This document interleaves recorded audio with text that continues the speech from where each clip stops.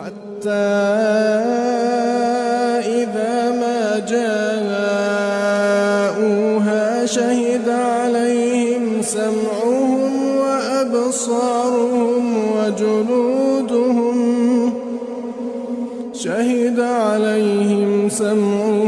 وأبصارهم وجلودهم بما كانوا يعملون. وقالوا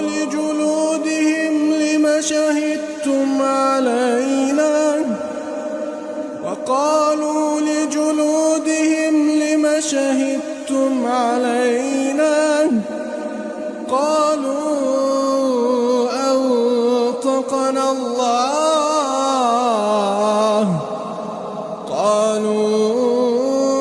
أنطقنا الله الذي أنطق كل شيء